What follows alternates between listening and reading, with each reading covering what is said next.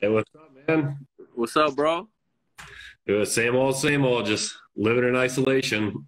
I like the mustache, man. Dude, it's coming in nice, isn't it? Yeah. How's everything been going out there? I know California, it shut down pretty quickly out there. Yeah, my schedule hasn't changed much. Like I still get up and drive to work and come back, but it's like once I get to the house, I just don't leave. Um, but I'm starting to miss going to concerts and shows and stuff. Absolutely, man. That's kind of what it seemed like with a lot of people that have been coming on here, with myself personally too. We go like my life is normally pretty much I go to work, I come home, um, unless I'm going to a show or unless I'm like going out for a walk or something. So I can still do my walks. Really, the only thing that's not happening is a lot of the concerts and like the little things that you kind of take advantage of. Yeah. So I wanted to jump in right into your music. I know you just recently dropped Sleep Talking with Afro. You just dropped a video with that. You Yeah. want to walk through kind of the creative process with that video? Because I think it's definitely a video worth seeing and it's a song worth hearing. Um, you said as far as the video or the whole song? Yeah, I mean, you can talk about both. I just thought creatively, like how the video came together was really, really dope. Yeah, so man, I had been sitting on that beat, I want to say since like 2012, somewhere around 2012, 2014, and I actually seen the producer Curtis King posted about it, and yeah, I had commented like, "Yo, I remember I got that beat from him like such a long time ago, and I just sat on it for a long time," and he laughed about it. He's like, "Yo, I completely forgot about that beat," and then when we were doing the project, I was like, "Oh, this will fit perfect because I have a beat from you that I got a long time ago," and it just kind of filled out the project. And me and Afro been friends for a minute now, and we had been looking for a song to do together. And I heard this beat, and then I had finally wrote to it, and I was like, you know what? I think this is like a verse that could stand with like a rapidy rap ass person like Afro. You know what I mean? So I hit him Absolutely. up. I sent it to him, and he liked it, and he jumped on it. And we ended up shooting the video like maybe like 6 months ago. So it's like way before quarantine and all this stuff happened. And yeah, so I remember, yeah, I just picked him up. We had came up with the idea. Me and my director Wacko, we had sat down and kind of played with the idea of doing like a comic book. And that's kind of where the idea came from. And he had set up the green screen at the office, and I picked up Afro one day, and we went over there and we just shot everything one day. And the intro came later when we thought it would be cool to include my daughter in the video and kind of have her be the one reading the comic book. And that was like, her first official acting gig. And Right. it was cool just like, shooting at we actually shot that while on quarantine. We just had the homie come over and wear a face mask and stuff. That's super cool, and involving your daughter and all these aspects of it, it's cool to see, and I'm sure it's cool for her, and if he grows up into it, I mean, it's gonna be it's really interesting the styles that people tend to do when you have a kid in this industry, where some people want to push them completely out of it, some people want them. I've seen Slug do it for years with his kids popping up in videos here and there, and so it's cool to see you bringing her into it. Yeah, thanks, bro. And also shout out to Curtis King, because that beat is wild. It's super cool. Yeah, Um, thanks, bro. He's came a long way, man. Congratulations to him. I don't know if you're familiar with him, but he does a lot of like music, like art, giving artist advice and producer advice and stuff like that. And he really built a big fan base on YouTube. And now he's starting like a university for like music education and stuff. oh, really? I didn't know that. Yeah, I mean, I was slightly familiar with his music. I mean, I've heard him on a handful of tracks with Murs, with some other artists, and then when I saw him on yours, I thought it was super dope that you were doing a project with him. So I'm not super familiar, but that's really cool that he's doing a whole project or a whole like education, doing classes for people as well. That's super cool. Yeah. So the other thing I wanted to get into was, you've been doing a lot in the industry yourself, with ThopFest, with the Happiness in Pursuit, for those who aren't familiar with it. But, you know, when this all hit, that kind of threw, that was like, what, 2 weeks before you were scheduled to have your next one, or 3 weeks before, maybe? Yeah, it was a few Um, weeks. so how was it, you know, being on that side of things for it, being on the business side of things for it, and having this event in place that kind of got canceled? Because I think you can kind of speak to both sides, the artist side as well as the venue side, where you're losing the business there. Yeah, it sucked, dude. Just kind of we didn't know like the state hasn't really been like in contact with, you know, I'm sure it would be hard to be in contact with the hundreds of promoters out here and just being like, yo, this is what we have planned, and like contacting every venue and stuff. And everything kind of just came so fast. So when they announced that they weren't going to do the event, allow events over 50 to 250 people had to be postponed or canceled. Luckily we had made the decision like the day before they made that announcement. So we were kind of ahead of everything, just because we wanted to avoid any problems and kind of just play our part in helping, you know, the spread of the virus and stuff like that. And all the artists were really cooperative for the most part. You know, we kind of reached out to them and let them know that you know, they all knew what was going on already. And Right. it was kind of a matter of time for some of them already kind of like had decided like, yo, even if you guys decided to do the show, like I wasn't jumping on a plane or I wasn't leaving my family, just because early on, you know, a lot of people were scared. And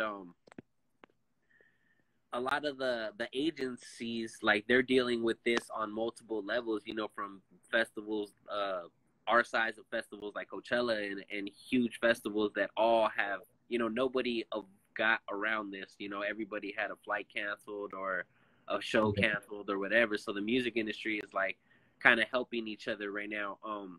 So like again, so the artists kind of made it easy, especially our headliner, just having a relationship with Evidence. We were able to get on the phone, and he told me, he's like, yo, no matter what happens, just know that I got you. Like, you know, we'll do the show no matter what. And that was kind of reassuring, you know, especially since he was the headliner and obviously the person we're most invested in. Right. Knowing our money was like in safe hands, you know, felt good. And yeah, you know. Yeah, absolutely. And it's tough to see. It's tough to see friends in the industry, not just artists, but promoters, but photographers, you know, videographers, everybody kind of struggling, and to not have, you know, that trickle down effect of everybody sees the artists not get paid, but they don't see the soundboard people, the security teams, like all these people, that trickle down effect that's really hitting a lot of places.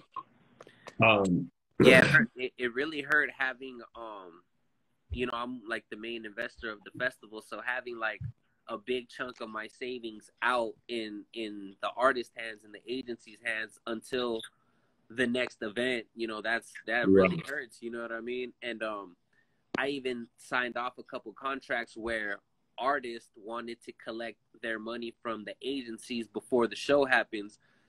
And a lot of the times, you know, the agencies play the medium role where, you know, if the artist gets paid and decides they're not going to do the show, you know, there's legal issues and all that. So the agencies usually hold the money. But I felt like, you know, the artist needs the money more than the agencies. And especially the artist telling me that they got my back. It's like, you know what? I'd rather have the artist have the money than have the agency hold it for X amount of months until the next show. You know what I mean? And instead of me just canceling the whole event and trying to get my money back too, because that was another option. But we decided to, like, you know, ride with these artists and ride with the contracts and ride with the fans that have already paid tickets for the next show, and just say, you know what, this show is gonna happen, but we just have to abide by the guidelines of this the state, you know. Sure, absolutely, and that's true, and it's one of those things that you can tell the difference between. You know, I had a conversation on Friday with AC Slade with the band Dope, and we were talking about his coffee business, but it's the authenticity of an artist or of a person who's running a business that really speaks to what's going on with that business. So, while yeah, it sucks to have all your money out there, artists are going to see that. Artists are going to realize that you're not there to just make this festival to make a bunch of money. you're there, one, and you are partially a businessman, but you are there to support artists, to make sure that everybody's taken care of in this whole thing. So you brought up Evidence being the headliner and kind of the friendship that's grown between you two. Can you talk a little bit just on what it's like to work with and kind of get that guidance from somebody who's, worked with the biggest names in music and it continues to be one of the most impressive artists out there? It's cool. It was just kind of very organic. It was funny because I was actually at Evidence's album release party for Whether or Not here in LA, and I was coming down to the bathroom and like I was walking through the hall and Rocka from Dilated People stopped me out of nowhere and he was just like, he stuck his hand out and I was like, I shook it, not recognizing him at first, and I look up and I'm like, wait, you're Rocka from Dilated People? He's like, yeah, and I'm like, what's going on here? And he's like, yo, I rock with your music. And that was like the first rapper that had ever randomly stopped me and gave me props, you know what I mean? So I was like, okay, like this is dope. And then later on that year, I got the opportunity to open for Evidence at the Novo out here in LA, which is like one of the prime venues. And I had got put on by like the promoter. It wasn't through Ev directly. So then I ended up performing, and I killed it, you know what I mean? I was the opener, but like I did my thing. And later on that night, somebody who was backstage during my performance told me, they were like, yo, I was backstage with Ev and he caught your set and he thought you were dope. And then that was that. And I was like, okay, like, it felt cool. And then a few weeks later, I think he was on tour at that time with Odyssey. So when he got back from that tour, I seen he was in LA and he had posted something like right in the studio.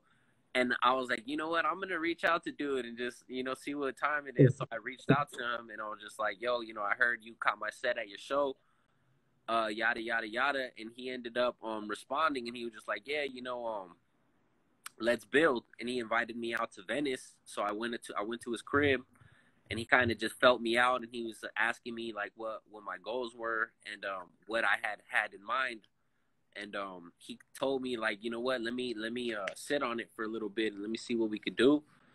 I didn't hear from him for like 2 weeks and then he hit me up and was just like, yo, come through, let's figure something out. And then I went through and he was just like, yo, let's just make something and see what happens.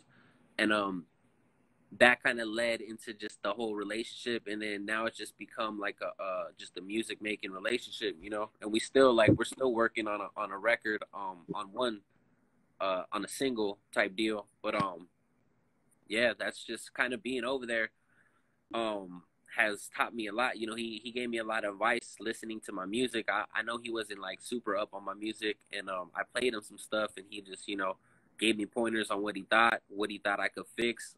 He's a very particular person, and like anybody that's worked with him will tell you that. And yeah, he kind of just welcomed me into his world and was like, yo, if we're gonna work together, you're gonna do something that I want to hear you do. And I was like, all right, and he kind of took me out of my comfort zone, which actually led to a lot of the music that I'm making today, because he really put me on that Mr. Slow Flow, slow type beats. And yes. I came home and was like, with my producer Phil right here. Yeah. I had came like and told him like, yo, we need to make some slower stuff. Like we need to slow it down. And he really kind of like, switched my style up a little bit and got me into that kind of stuff. But yeah, it's been cool, Absolutely. Yeah, it's crazy how little opportunities turn into bigger stuff. I mean, we were I think we first met. Did we meet first at Soundset a few years back when you were there with Wake the Flock Up and running around taking photos, doing all that stuff? And it's crazy to see, even with all the photography and stuff I've done, just sometimes the door opens and you reach out to that person and you never know what's going to happen. And when it's good, it's good. And I'm really glad to hear it's working out there for you. Thanks. So we'll jump into the whole point of this podcast, which is the quarantine question. So this will be 3 to 5 questions that are just kind of talking about life in quarantine and what we've been going through. So, um, first off, being in quarantine, you end up being alone by yourself a lot more than maybe you normally would be. And I know when I lived alone for 5 years, and you definitely like start to do little odd things around the house when you're alone for long periods of time. So, what's one thing that you caught yourself doing that you were like, what am I doing right now? Choking the chicken a lot more often than usual. Nah, I'm joking. Video games, I'm not like a big video game dude. Like, I've had a PlayStation forever, and like I've had a couple games, but I never played it often until like the quarantine hit, and I fought myself like buying video games and completing them, you know what I mean? And that's like, I know it's not odd, but it's just like kind of odd for me just because I'm not like a video game head at all. But I've kind of like dove into that world, and now I'm kind of like, there's games that I'm anticipating coming out, and like kind of just nerding out on certain stuff. Absolutely. And that's that. I mean, I'm very particular about video games that I play. Like, I'll get a game and I'll just stick with that. Like, Overwatch is one that I've been playing forever. Um, but what type of games what have you been playing? So the first one that really brought me back was the Resident Evil 2 remaster. And it was mostly just because I grew up playing the original, and when I seen the remaster, I was like, "Yo, I need to play that." And they had released it like last year, but I was just like on the PS store, PS whatever it's called, the store or whatever. And then I seen it was up, so I was like, "Oh, I'm gonna play it." And I loved it, dude. It took me back to my childhood, and I was like, "Yo, I want to like explore more." So I grabbed the Resident Evil 3. I grabbed the new Modern Warfare, and what other games do I have? I have the Grand Theft Auto 5. That's a classic. A couple others. Yeah, I'm new to this. Like, I've had it forever, and I just never played it. So I'm just like catching up. Perfect. So the next question dives into diet. So, especially early on in the year, getting into these like first few months of summer, everybody's trying to be on a strict diet, trying to get back into shape for the summer months.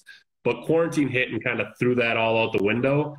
So what's something that you've either like you can't get enough of during quarantine, or something that you've overate? Man, my diet has been horrible. Yeah, I haven't been eating good at all. I've been eating a lot of cookies and Twinkies and stuff, like hella munchy food, you know what I mean? I've been smoking a lot more, so I'm like, yeah, I've been getting those cravings. Yeah. Yeah, for sure. I know that was something that I had to force myself to cut that out, because like I was just in cookies. Like, I was just buying boxes of cookies, and then it'd be gone a couple days later. I'm like, man, I gotta get off of these. Yeah, I end up eating a lot of my daughter's snacks on a munchy roll, Yeah, definitely. So, we talked a little bit about this, but the live music scene has kind of come to a halt. It's not stopping artists from getting their music out there, from even getting live shows out there. So, have you seen anything like throughout quarantine that you thought like, yeah, that's really innovative, or that's creative on how somebody brought their music to their fans? Yeah, my homies from the 2x2 festival threw a drive-in concert. I think they're like the first ones to do it, and they did a really good job of it. I thought that was super dope. And then I like the whole versus battles that are going on right now. That's super dope. Absolutely. I didn't. What's the drive-in show? They just had like everybody pulled up. They just sat in their cars to watch the concert. Yeah, so they did it. It was cool because they themed it. One of them was watching the Van Damme movie Lionheart. I don't know if you ever seen it. So I don't know if I've seen Lionheart. I keep thinking Braveheart. I know of Lionheart, but I don't know if I've actually watched it. So there's a scene in the movie where Van Damme is fighting some guy in a parking lot, and there's just cars in a circle with their headlights on, and that's kind of the stage, So that was like the inspiration behind what they were doing. So they kind of set up a stage against a wall, and they just had cars in a circle around it, and it was super dope. They had a channel like tuned in to where the station in their car can listen to the live feed from the stage. Super dope. That's super dope, man. I'm definitely gonna have to look into that. I've never heard of anything like that, but that's super cool. Yeah, they actually got me thinking because like the location where we throw Thought Fest is kind of set up like a drive-in theater, so it wouldn't be hard to do it. But I've just I don't know if lazy is the word or unmotivated or I just haven't really. I've kind of been enjoying my quarantine time, Right. but depending on how long this goes, that might be what the next Thought Fest is. Yeah, I mean it's definitely a cool concept, and especially if you could do something where you could you could even have it back a little further and do tablets and cars for people to live stream it too, or something like that along those lines. But yeah, it's definitely there's a lot that can be done with that. So the next question is, while music tends to be kind of the biggest outlet for a lot of people, whether it's like people that draw and listen to music for inspiration, people that are creating music themselves, or people that just go to shows to listen to music. A lot of people don't realize they have some hidden talents tucked away, though. So what's something during this quarantine that you kind of found that either you've tried out that you had been waiting to try out, or something that you just kind of found out that you had a hidden talent? Man, I started collaging. I didn't even know that was a thing.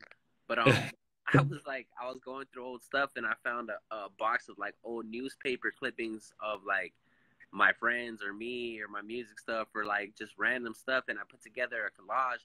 And that might actually end up being my album cover for my next album. And then, I put this thing together too, randomly. I was bored one day, and I had the poster.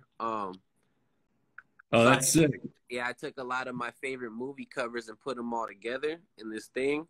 And like I posted it on Twitter, just kind of like saying like, "Oh, I was bored and I made this," and like people were like, "Yo, man, I'll buy that. What's going on?" I was like, "What?"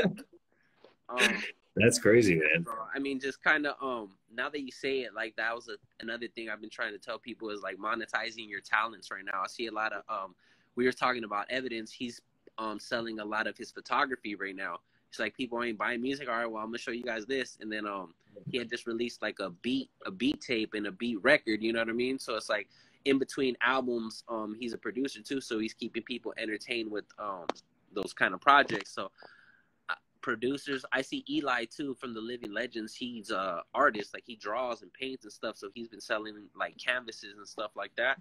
I think that's super dope. Mers is another one. Like he's plays a lot of video games, so I see him doing monetizing Twitch and all that. Yeah. Absolutely, yeah, and it's definitely something that a lot of people, they get, I don't want to say like bogged down in something, but they spend a lot of time because it's their master craft. So they may not realize that they have these other talents, and that's definitely one of those big things. I mean, Evidence, I remember the first time I met him at Soundset, we talked photography almost more than we talked about his music. And we went into that and we got to play around with one of the lenses he had there, and it was super cool. So it's awesome that he's out selling those prints and drawing. That's the one thing that I've kind of gotten to do. I've been drawing tons of comic book stuff. I didn't know I could do it, and I fell in love with it. That's dope. I've also been playing with the Final Cut Pro doing video editing just because like I heard the program was free and I had been up on it before. So it's free for the next 3 months. So I've been playing with that too, making like just random content and putting together old clips of old videos and stuff. Okay, yeah, I'll have to check in that. That's one thing I've wanted to do a little bit more of is video editing, just because it's like I love doing photography, but there's definitely something to be said for making videos as well. Yeah, I have a camera. I call myself a fake photographer. I like taking pictures and shooting stuff, but like I wouldn't say I'm good or anything. But yeah, I definitely just like playing with it. Yeah, I remember. That's what I was gonna say. I remember when we first met. You were running all over Soundset with that. I forget what camera you just had, like a little that little red camera. Oh, I had a Canon T3 or a Canon T1, even older. Yeah, yeah. So it was fun. I mean, it's fun, and I still don't even consider myself like a photographer. Like I do enjoy it, and I go out and I do it as much as I can. But like I'm still learning. It's still kind of at a hobby level right now. So, the last question I have for you is, as we slowly start to open up society and everything starts to come back in, what's one thing that like you can't wait to get back into society? What was that? I'm not back. Yeah, I said as we slowly start to like open up society, what's one thing that like you can't wait to re-enter society? Man, the concerts, bro, like, the live music space, it sucks because they're saying like that and the sports are gonna come back last and stuff like that. But I mean, that's the stuff that I live for. Some people, like, some dudes are missing the sports right now. Like, a lot of my friends are like, man, I need to watch a basketball game. And I'm like, yo, I just need to go to a concert. It's like, I don't even care who's performing. Just being in the crowd, having that energy around you and everybody there, just for music discovery and passion in the air. You know what I mean? That's the stuff I live for. Like, I just live for seeing graffiti getting painted on the wall, people breakdancing, and a DJ playing music. You know what I mean?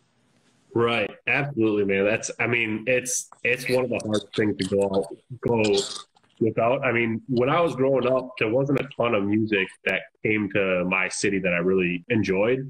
I was in Green Bay. There was a lot of country music and a lot of like country cover bands out there. So I didn't really go to music until I mean, I think my first show was like 16. I went to maybe two or three other ones.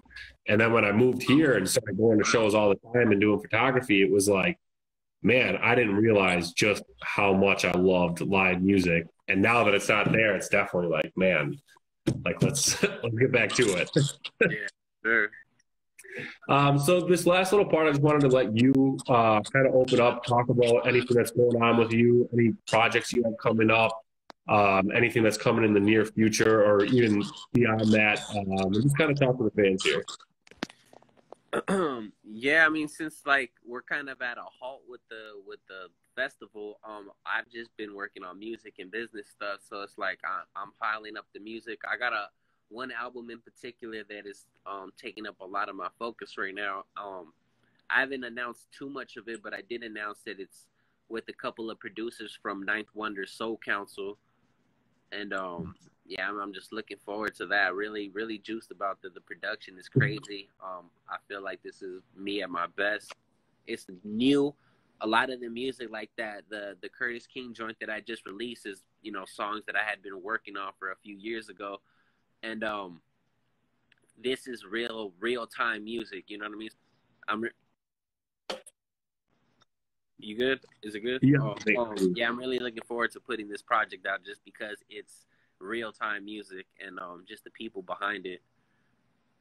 Absolutely, man. And it's incredible what, not to say that like you can't make good music without good beats, but when you start working with these producers that are so far above other people, when you start talking about Ninth Wonder and people like that, their input into it and their ability to hear beats for certain artists, it really elevates that, and I'm really excited to see what comes out of that project. Yeah, thank you, bro. I'm like super excited about it. We're doing some touch ups on it right now. One of the features, the first feature that I actually got, has sent their verse back, kind of came in, and we're working on it right now, and it's just like sounding crazy, man. Yeah, that's dope, man. I'm excited. If you can send me a few of these, the track list or something, so I can get a little taste. Yeah, I'll do that. All right, man. Well, hey, I want to thank you again for checking in here, and I'm glad to hear things are going well there.